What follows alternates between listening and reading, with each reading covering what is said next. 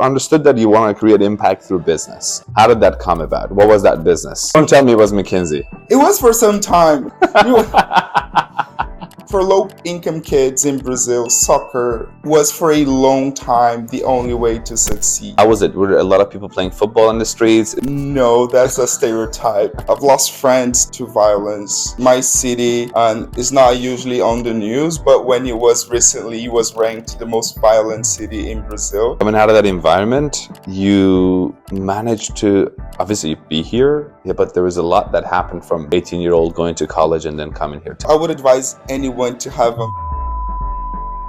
Leonardo Vieira, hi, welcome to MBA Odyssey. Hey, thank you. Thank you, Sally. Really exciting to be here. Absolutely. Thank you for coming in. I know we first met on our trip to Colombia. For the ones that do not know, when you get admitted to Stanford, usually you get an invitation from a student-organized trip, which we have been doing it traditionally over the years. It starts before the MBA program. You get a chance to go on that trip. Often it's Colombia, at least for the past few years it has been to Colombia. You visit a few cities. You get to meet your classmates beforehand. And it's a great experience. Yeah, before coming into your MBA, before coming to campus, you get to meet a lot of your classmates.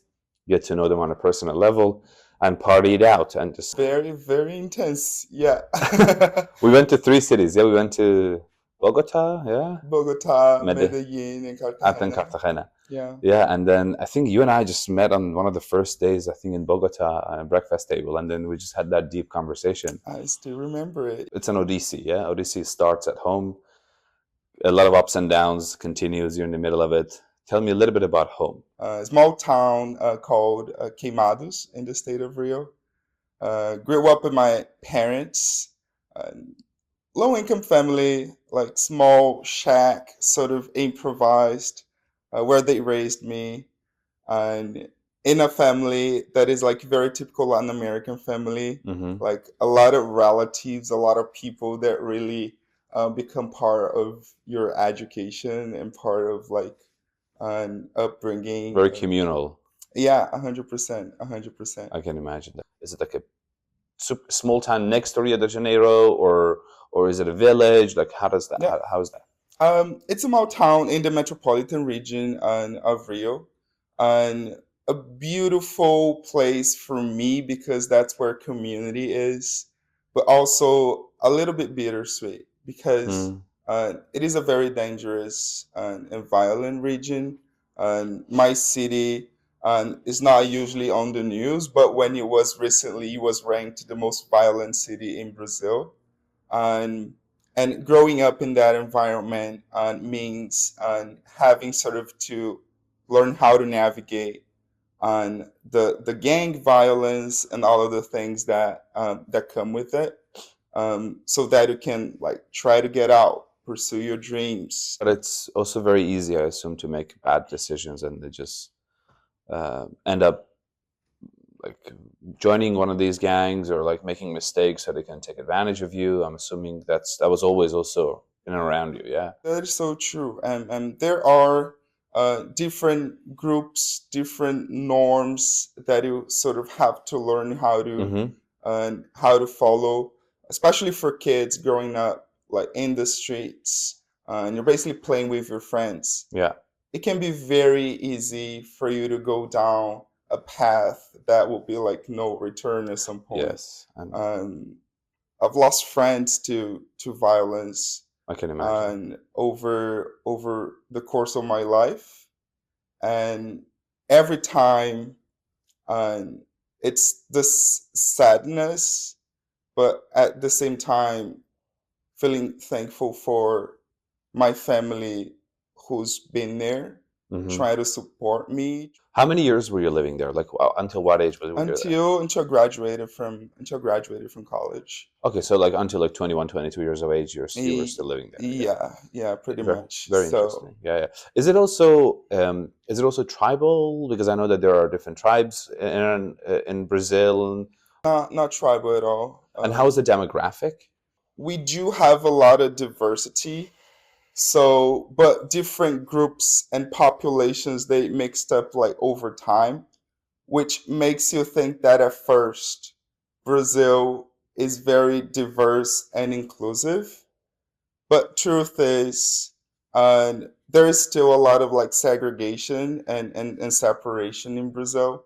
And we have a 56% like population of African descent. 56%. Yes, it's the majority of the country, and myself included.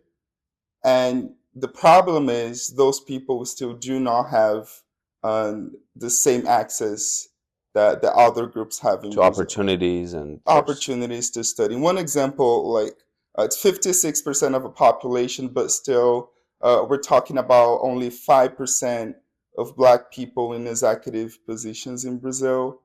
And we've recently had one CEO of a public like listed company, and so we really don't see those people representation. still being able to sort of like break into the spaces. I want to stay a little bit in the your hometown where you grew up. How was it? Were there a lot of people playing football in the streets? Is that what we like? Is it similar to what we see in the like videos? I'd love to say no, that's a stereotype, but not true. I mean, I did grow up with folks like playing soccer in the Yeah, streets. yeah. That like was, yeah, that was a huge part of my life. And very difficult for me because I don't know how to play soccer. Okay, So okay. I was the goalkeeper most of the Okay, time. same. Yeah. But the way that I look at it, for low income kids in Brazil, soccer was for a long time the only way to succeed. Yes, And I mean, it is not a problem, but it's very unlikely that it will make it. So like statistically just speaking. yeah, it's statistically like it's very unlikely. So I think soccer was like such a huge thing because that was the only path To make it out. forward to actually get money, give back to your family. But I think things are changing now. I mean, I'm really happy to be part of a generation where I'm not the only one going to college. Like, Yes. most of my friends that grew up with me, despite the harsh environment, they've made it to college. Yes. They had access to jobs, so Yes. that is good to But see. often first generation. Yeah, they're often. Yeah, most of them first generation. I can imagine. Can you talk a little bit about your family, your family background, siblings, mom and dad, Yeah, if you feel comfortable? of course. I grew up in a house of my parents, as I told, and we like improvised like this small shack in the back of my grandparents' house. And I had an uncle living there, and all of the family was in the same town. And it's the kind of family that will create any excuse to be together Yes. or Yes. to celebrate, Yeah. to have big barbecues, Yes. That's and fantastic. just spend time together. Also, a family that always supports you no matter what. They have no, like, at this point, they have no idea what I'm doing, but they are incredibly supportive. I can imagine that. Yeah. So, my granddad was the one that, working as a doorman in a rich neighborhood in Rio, would bring me books that helped me learn English as I was Wow. growing up. Wow. And my dad, like, he didn't even complete like high school, I can imagine. but he was the one to force me to study. Because he knew what it means. He knew what it what means it not be means. able to do that. Yeah. No. Needing to work to support your family and being the breadwinner at a young age. I can imagine. Yeah. That is so true. Yeah, and they and he would teach me like the hard lessons. Like, he was a street vendor. And there was a point in my life I was like, okay, do I really want to study? I'm not really into it. I was probably like 10, 11. All of us. And yeah, and then he took me to work with him a Yeah. whole day. We spent like a whole day walking Yeah. up and down streets. Yeah. And after that day, he asked me again, are you sure you don't want to study? Yes. Yes. No, I can imagine. Very because if that's your decision, that's going to be your life. No. Very interesting, man. Very interesting. But coming out of that environment, you managed to obviously be here. Yeah, but there was a lot that happened from then. You, 18-year-old, going to college and then coming here. Tell me a little bit about that transition. Like, what put you on the map, so to say? That is a very good question, it was a long process, and that sort of guided me over like growing up. I didn't completely understand the value of education, but my parents like sort of kept pushing, and but I also allowed myself to dream. I had this crazy dream that I wanted to travel the world, and I would say that to everyone. I would spend like much time sort of planning how I would do that, and people thought it made no sense. Like, what are you even I trying can to do? imagine. I mean, no one I knew had ever boarded a plane, so like traveling the world was not really a thing. But then in high school, and I learned of this process called the youth ambassadors. They would take Brazilian public high school students to the US. You needed to know English, you needed to do volunteer work, and you needed to have like good grades. And I was like, okay, that was me. Wow. Perhaps I couldn't speak English really well, but like, yeah, but that was kind of me. So I decided to apply. I remember back then I wouldn't be able to speak English like really well. I had this teacher, and that's when the community comes in. She would spend hours with me after class, Wow. help me learn how to pitch myself for the selection process. I went through the selection process. Sometimes I wouldn't understand a question, and I would just go back to the pitch and telling Hmm. my story and telling my dreams. I think that worked out at the end. I got in, and I went to the US. And that's what I tell people. That was when I felt possible for the first time. Yes. I was like boarding on a plane. I was coming to the US, fully funded, and having this amazing like 3 week experience that changed the rest of my life, because I was like, okay, if I did that once, I'm gonna do that like many times. Yes. And the incredible amount of support from my family I can and from imagine. my friends, and having to go back to Brazil and then sort of like almost like giving lectures to my community to Yes. say what's like out there. Yeah. No, I totally understand. It's crazy. Even though I did not have a similar background, but I grew up seeing people in a similar situation, similar families. Even my extended family relatives are very similar in a sense that they really haven't traveled that much, especially out of the country. So I totally understand that feeling. Yeah. But it's fantastic. And then I keep talking about this. There are people throughout our lives which or who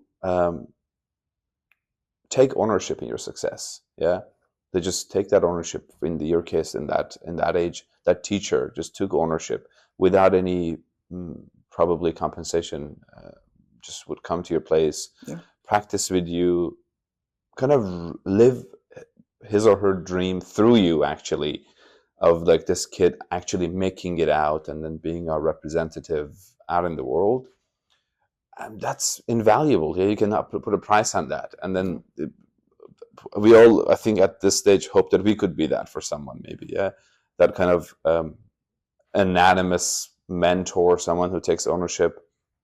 And I'm sure throughout your life you've had more of that. But yeah, tell me a little bit more. Like, then you went to college. What did you study in college? And was that in Brazil? Yeah. It was in Brazil. I went to law school in Brazil, and I was like, when I was choosing university, I was like considering two aspects. One, I wanted the university in Brazil with like the most partnerships with universities abroad, so I would have more opportunities to travel again. And two, I was looking into like law school, because back then that's how I thought I would have an impact, a positive Mm-hmm. impact to my community. And for me, success is always tied to giving back. It's not really something you do after getting what you want. It's Yeah, something you have to do while you're like building up your career. it's a continuous It, effort. Yeah, yes, it's always, yeah, it's a cycle. Like everything you do because yeah. of that community, of that place you come from. Um, so that was sort of like my decision making process. I ended up in a university that was not like geographically helpful for me, coming from like so far. I would travel 3 hours to get to university, another 3 hours back. Yes. Very intense. But yeah, it was worth the effort at the end of the day. And then did you get to travel while you were at school? I did. I Okay. did. Oh, I did. And it was like, it was amazing.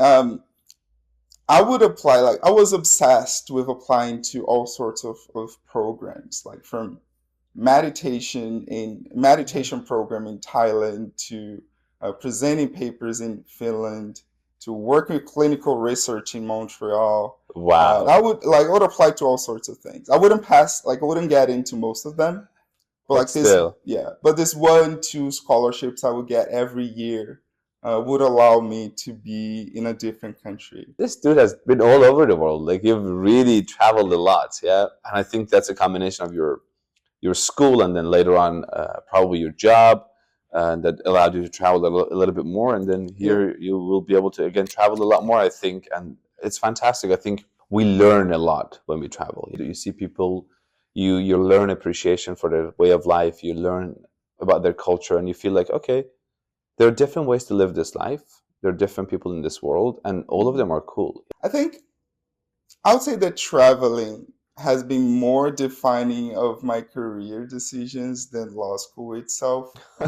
Um, just because, like, by traveling, you're able to be in contact with like so many possibilities of what you would like your country to be like. Yes. So perhaps the first big career decision for me was like was through the end of law school. I needed to look for the internships Hmm. and like join a big law firm. That was the end game back then. Yeah. And but then by traveling and being in different places, I noticed like how the LGBT community would live in different countries, and myself being a gay man, I was kind of jealous. I was like, okay, I wish Brazil was like that open. And at the same time, we would hear of cases of violence and discrimination back in Brazil. And coming back home, I decided I needed to do something.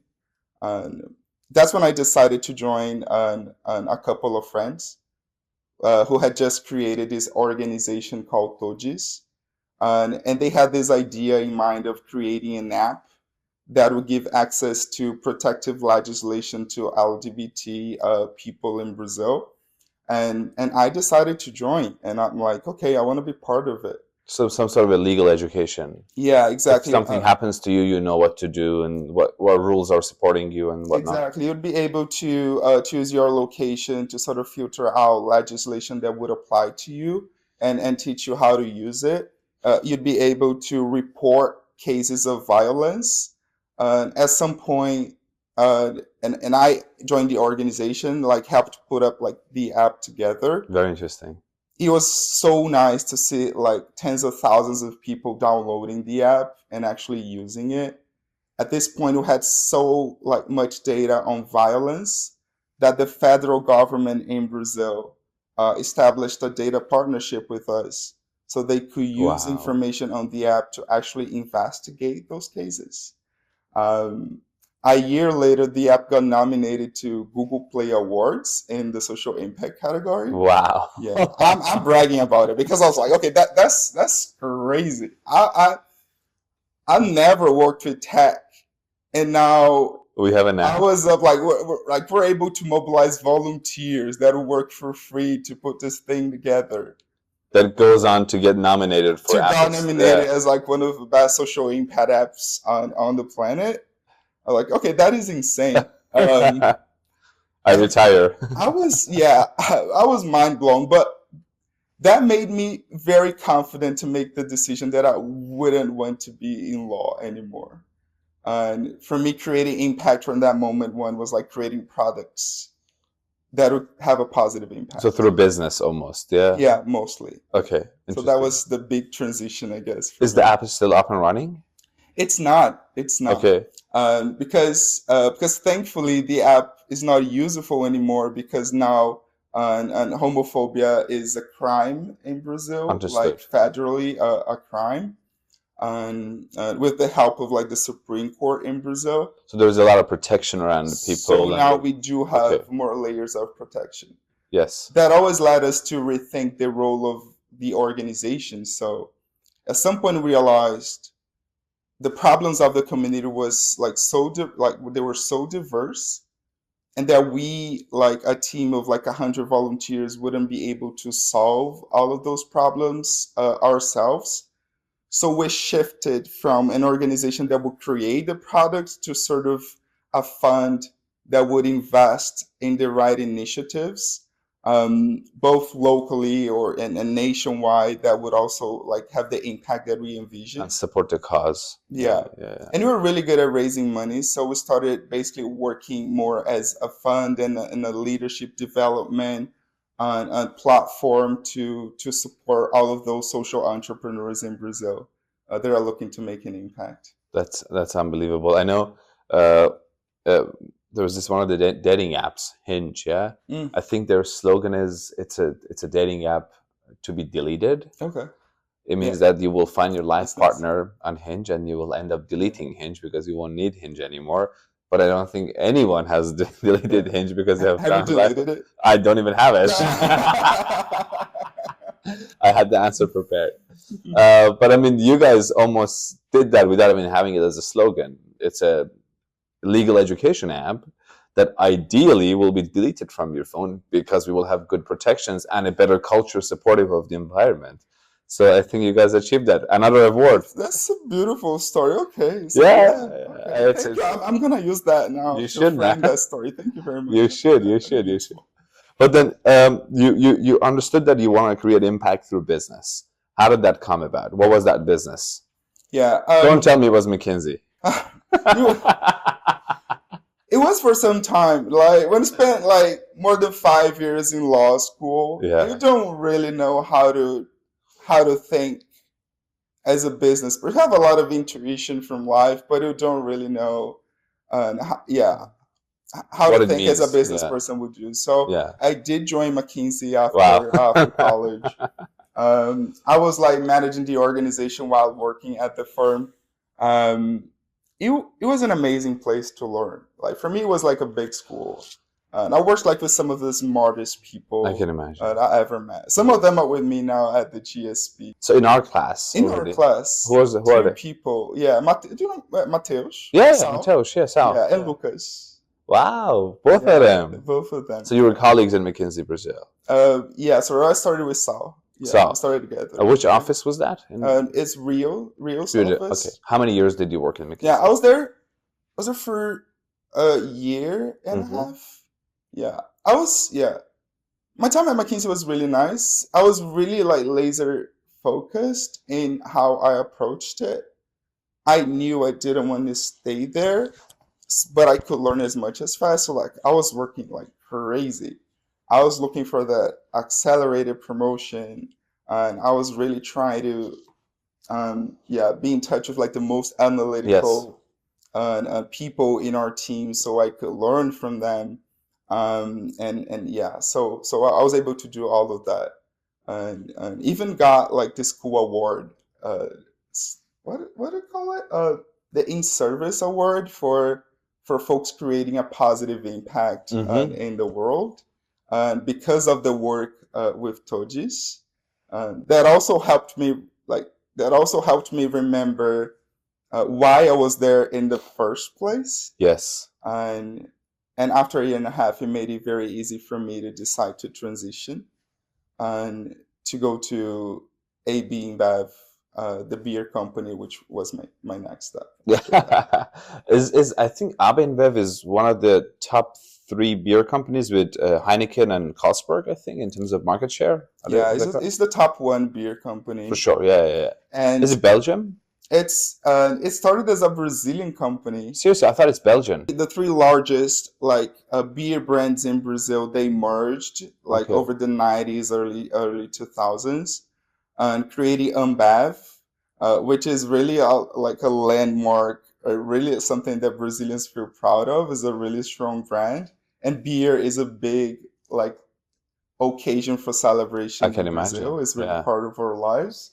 And Ambev, like they were able that like through M&A and sort of like join the largest of other breweries in other regions. Okay. So they merged with like Anheusen-Busch Oh and yeah. then an Interbrew in Europe, the Belgian Yeah. company, and that's how they managed to become like this large, Global. yeah, global company with like 500 beer brands. I don't know why I had this notion that it's a Belgian beer Yeah, it was conglomerate. originally, yeah, Brazilian because Interbrew was Belgian. Oh, okay. Yeah, Yeah, yeah, and then probably. as it started to grow, and it's really nice to see that because the Brazilian company was are able to stay in control of the business, to see most of the leadership composed by like Brazilians that come out of São Paulo Yeah. to New York to lead the company globally. So it is something I guess Brazilians in business they really feel proud of. Yes. How Yeah, many years were you with AB InBev? I was there for almost 3 years. Yeah, Nice. And a lot of beer or? a lot of beer, a lot. Oof, it's a lot of beer. Yeah, We yeah. could get beer for like almost for free every month. Oh, okay. Yeah, Yeah, I can imagine. yeah. Yeah. That was my dad's biggest disappointment when I left to come to Stanford. Oh, his beer line cut He off. called me. He was like, "What are you doing?" Put me in touch with one of your friends. He like, "What are you doing? Why are you quitting your job?" We need this. Because he thought I was on top of the world because I could get beer for free. So for him Yes. was a big And you were working for a proud Brazilian founded yeah. So company, it's yeah? like, okay, bring me the beer. I know you traveled for work as well when you were with AB InBev. Like many people would not think, okay, for work for a beer company, I would travel a lot. How would those travels come about? I'm pretty curious to understand that. Interesting. And perhaps like just taking a step back to explain what I was doing there in Oh the yeah. first place, why I decided to leave.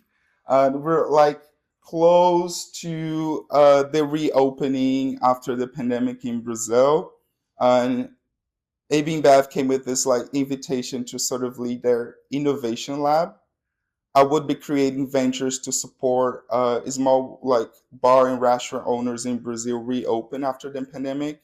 And because they're really big, like we serve over a million like small owners in Businesses, yeah. Brazil.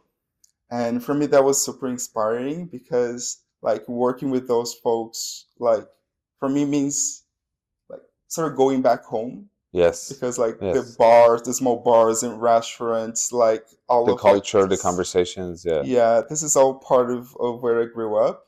So being able to use technology to actually support them was really cool. At some point, I was doing that for like over a year. At some point, I transitioned internally to lead the product teams for an autonomous store business. It was a retail tech. So So you would go into a store, get your stuff, no one involved other than yourself, and it would just come out. yeah, Autonomous, exactly. yeah, Yeah. okay. No cashiers, no. No, no. Basically, Okay. the idea was like to have a frictionless checkout. So imagine sort of a smart fridge, for example, and you scan the QR code, the door will open. You can pick as many products as you want, and the products will be automatically identified by Yes. a computer vision algorithm Yes. that will charge you on your app. So you're able In basically real to have time. stores, yeah, real time. You'll be able to have stores with no people. And we were launching that in condos in Brazil. And and when I joined the venture, we had like two big problems, I would say. And one, the whole experience wasn't very good. So the accuracy of the algorithm would be bad. So like you'll get a Bud Light Yeah, but it and it would. will say that you got a Pepsi, and that would be a problem for us. And second, the store was very expensive, and he wanted to make this a franchise.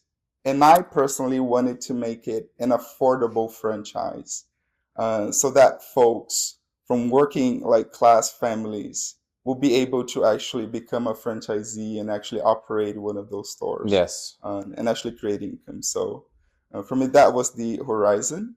And there I decided, um, yeah, basically that we would try to make this store as affordable as possible and a great experience for consumers.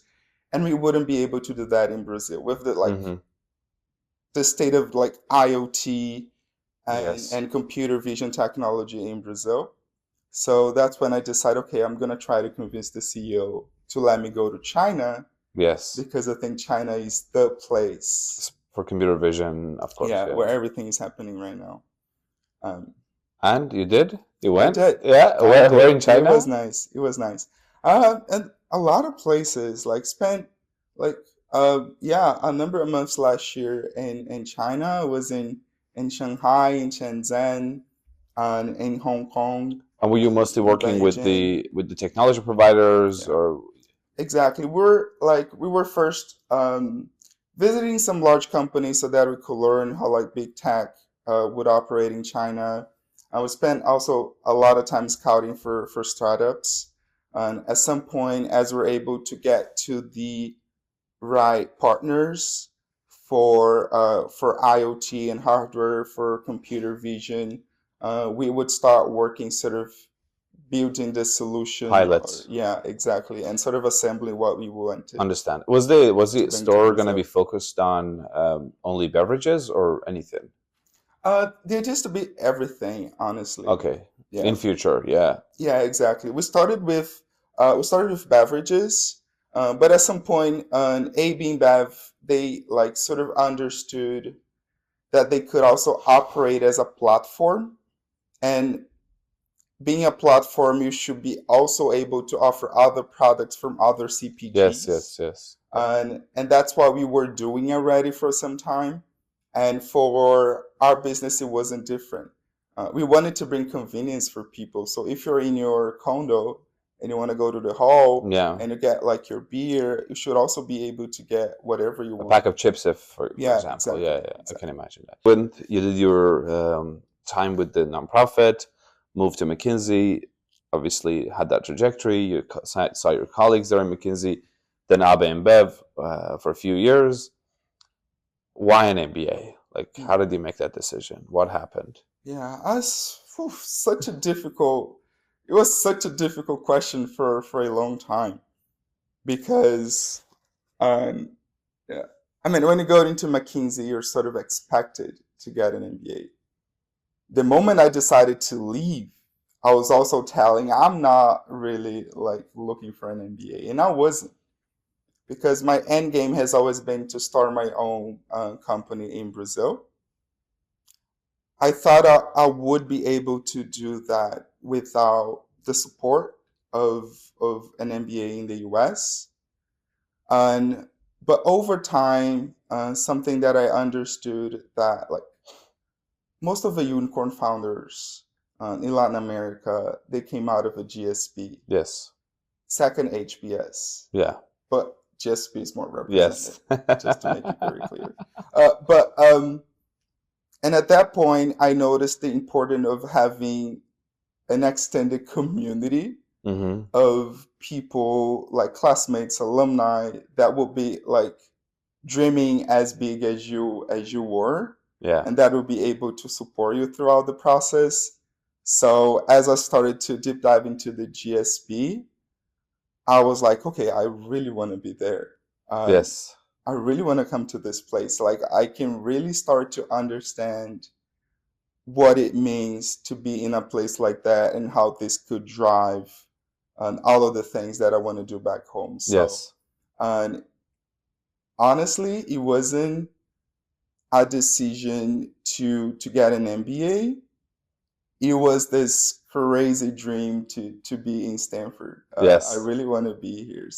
I can imagine. Yeah. That was the reason, I I was guess. talking to a few of the Argentinian classmates we have, like Guido, for example, and Facu, and then I was talking to a bunch of Brazilians, like yourself, Sal, and Lucas, and they were mentioning these big companies like unicorns in South America, and they were like, yeah, the first, I don't know, employee one, employee two, the CEO, whatever they are from Stanford GSB, and I was like, wow, probably, I think.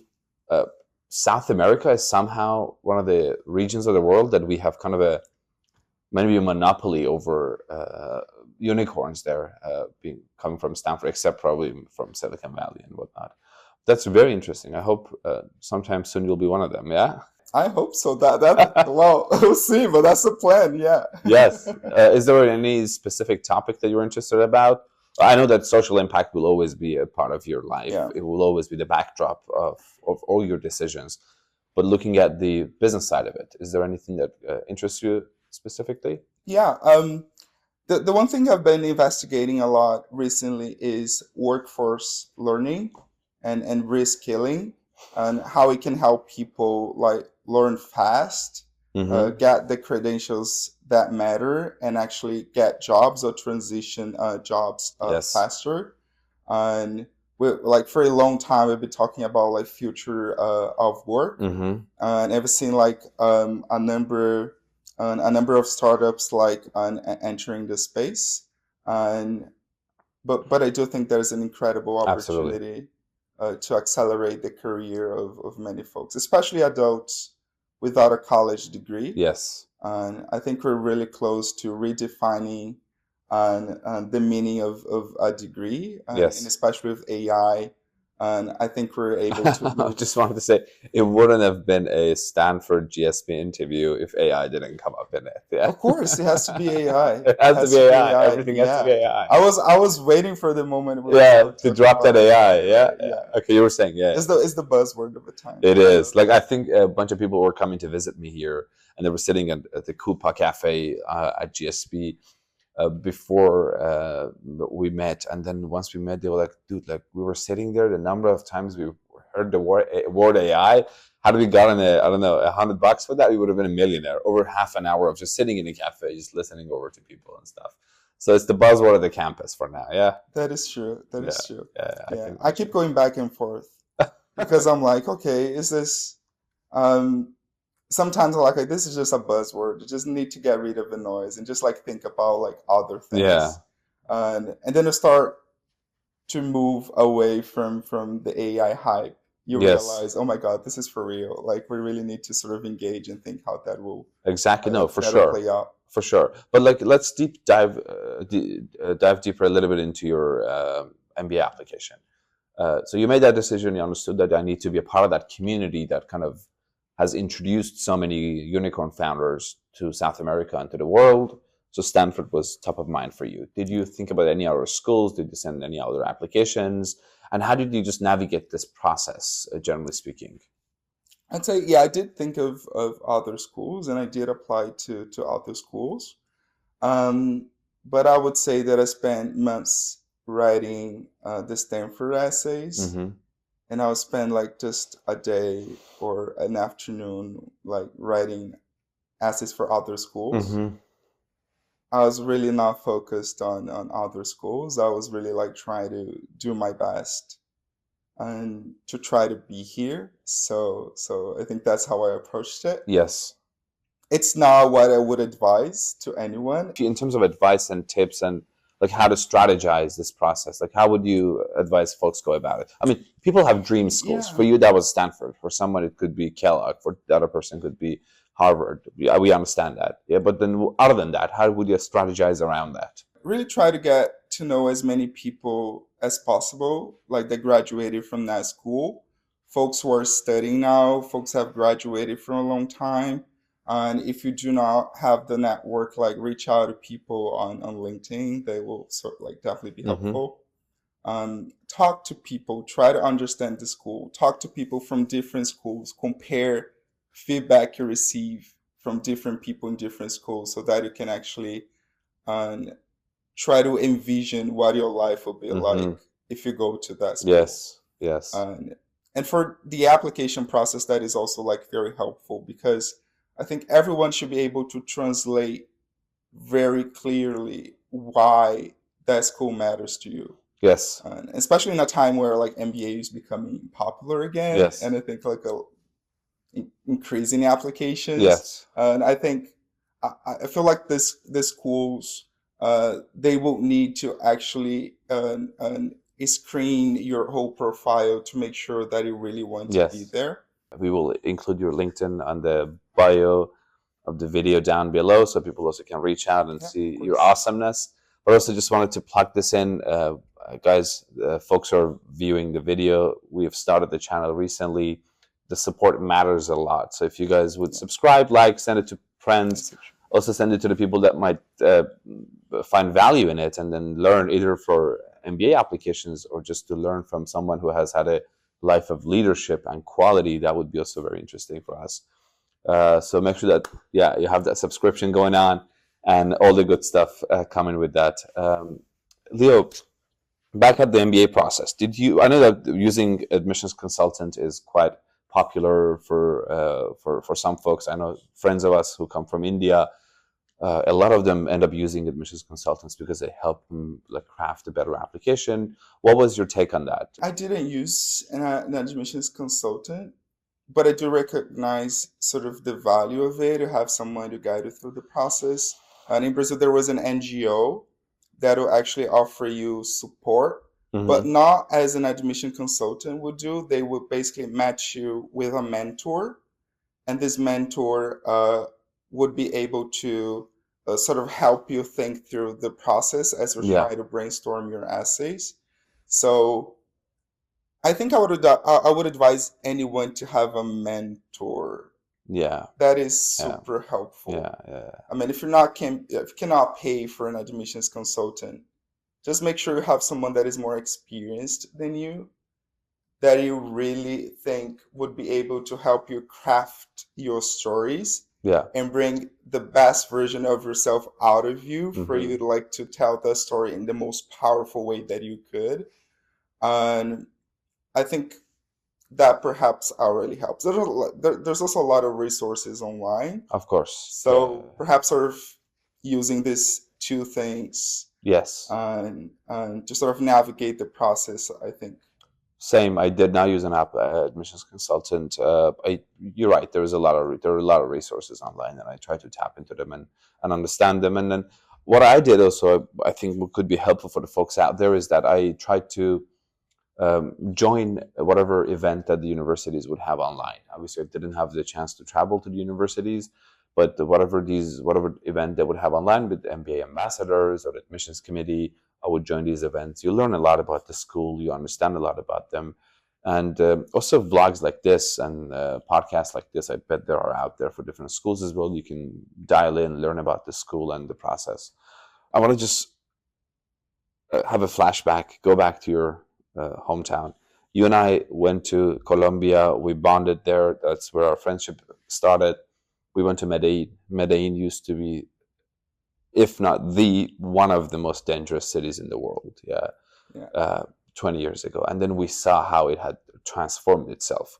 It doesn't mean that you have skyscrapers all over the place and it looks like Dubai. No, but it means that life is a lot more sustainable, a lot safer. From what we had heard about Medellin and had read and saw in the movies, this was so different, the Medellin that we experienced. We were allowed to go to the neighborhood, Comuna 13, which was the most violent neighborhood probably in the world, and see the transition and transformation and livelihood of the people. Where do you see that? And when you saw that, does that inspire you? How do you think about Brazil? How do you think about those neighborhoods in Rio de Janeiro that sometimes the police cannot even get in? Like, what do you think about that? Medellin is definitely like a great example. Like Rio has many times like sort of try to reproduce like some of the policies that were implemented in Medellin, and we do not have any other case that has been like as successful as Medellin's. And but for me, like more broadly, that really inspires me to think that there's a way out. I mean, there's a way to tap into our own unique experience. And talking about Rio as a state, as a city, and try to see how we can figure a way out. And it's home, like it's a place with incredible potential. The most clever, like our smartest people I've met, and I do think our people has the potential to transform Rio really into an epicenter, like for progress, for technology, for creation, and I don't know, like going to Medellin only yeah. strengthened, maybe. It helps Yeah, me feel more pumped up and I really, can imagine. yeah, I can imagine. hopeful for the future. I bet with leaders like you in places like this, with the hopes that you guys have, I think it should be possible. Yeah, yeah, I mean, if anyone, you guys have to do it. Yeah. I hope so. I hope so. And it makes me anxious too. I'm like, okay, like Yes. some places have been Yes. able to improve it, have been able to make it. Um, it's time. We need to do something. And what makes me really happy is to see that most of my like incredible Brazilian classmates, they all consider in a way or at some point going back to Brazil or supporting Brazil. And I think it's really a trait I've noticed like lately in Brazilians coming to the US to these like elite universities, this idea that at some point I want to be back. And I love Brazil and I really think we can have a positive impact. So that makes me really happy, hopeful, this feeling that I'm not alone, and that I'm not like individually trying to fix the country. That actually we have a lot of people who are really invested into creating a better future. So that's a good thing. So you've come to Stanford, your dream school. What has been like for you? How do you like it so far? What is the experience? What is it like to be here? This place is a roller coaster. Oh my god. Uh, oh my god. It's just so much. Feel like for every slot of my day, I have to make a decision among like five, six interesting options. And I did know Stanford could offer me everything. I wasn't expecting they would offer at the same time. So Yeah. it's difficult sometimes to Yeah. manage time. So when I'm trying to stay alive and Yes. and psychologically, like mentally well, Yeah. and so that's one, and it's a big chunk of my time now. And but to I think it's fascinating, and the amount of access that you have here just like by being out there and talking to people. Like our classmates, they are incredible. Like Yes. they've done like all of the most unique, unlikely things, Yes. and as you're able to talk to them, like you're able to learn so much. And third, like the extended Stanford campus and community. Yes. Like you basically have researchers doing all sorts of things, and you're really able to learn Yes. and yeah, actually Tap learn into from them. that. Yeah, Yeah. and perhaps two things that have been enjoyable for me. One is talking to folks who come from also emerging markets that are thinking of going back and creating companies. That is really inspiring to me. And there's a lot I can learn from them or with them over the process. And I do think there are a lot of opportunities for businesses that can operate in different emerging countries. And to be in the US, like thinking about the developing world with other folks from like every continent, and it's really unique and it's really powerful, and I think you can learn faster, deploy businesses that will have an impact faster, more effectively. So that's Yes. super cool. Yes. Yeah. Yes.